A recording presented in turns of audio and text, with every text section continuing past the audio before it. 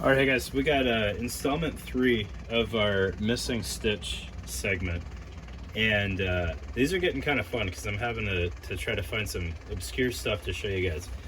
So we have one of, I don't know how this compares timeline-wise to the Paraclete back panels, but this is one of the original zip-on back panels that I'm aware of, and this was being done before it was cool.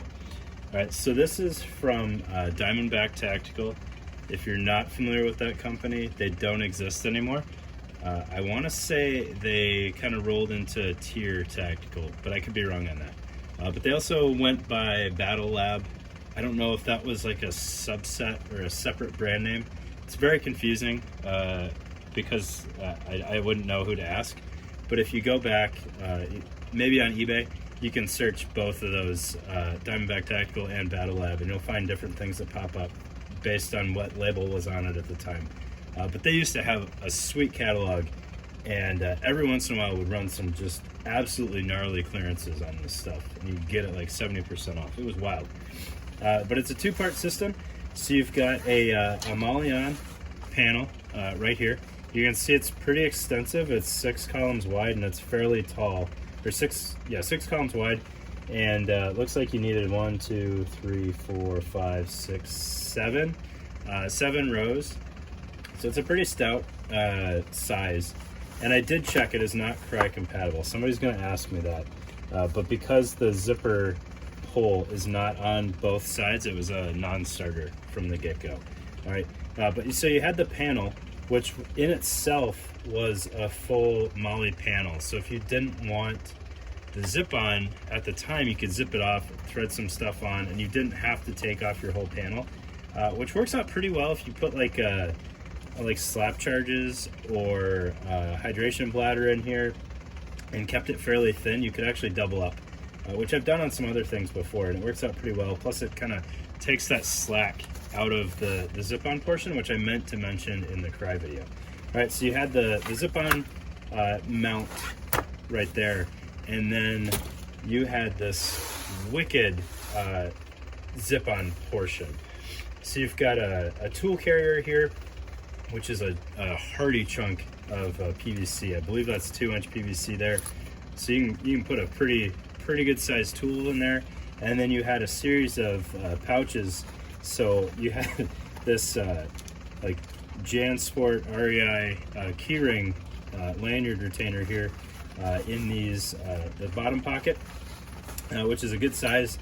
That's I don't know, it's pretty similar to like the large GP that's on a lot of the zip-off panels today, and that runs the full width. And then you've got a slightly smaller zip-off panel here, again with a lanyard retainer.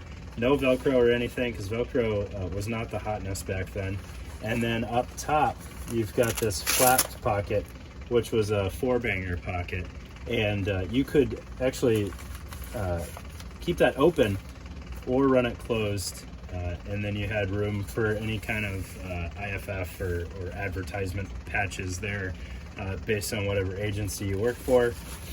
And then you can see how your tool retainer here is removable if you don't want this giant chunk of PVC pipe on your vest. So you could unvelcro that. And then depending on what tool you are carrying, you might just skip that tube and run it in those loops there. And then looking at the top, you had a hydration sleeve there. It doesn't have a retaining loop on it, but what I imagine you could do is you could just flip this tab down if you wanted to do that, and then you could hook your Camelback bladder through either side of that to help keep it up and not sliding down to the bottom. Or you could use it for some big flat pack items, maybe some kind of charge or something like that, or some medical stuff. And then you can see on the back, it's got a good bit of Velcro there. Now this design these days would be wildly unsuccessful because you can see just how much is going to hang off of the bottom of the plate carrier, which I know just aggravates some people. But if you needed the space, you've got it. And then maybe it hangs down by your belt line, maybe not. I don't know.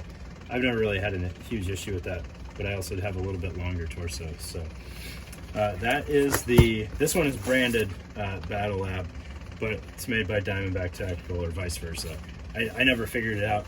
It doesn't really matter, but it's pretty cool, and hopefully you guys enjoy that, and keep me on my toes trying to find some more missing stitch fodder for you guys. Appreciate your time. Thanks.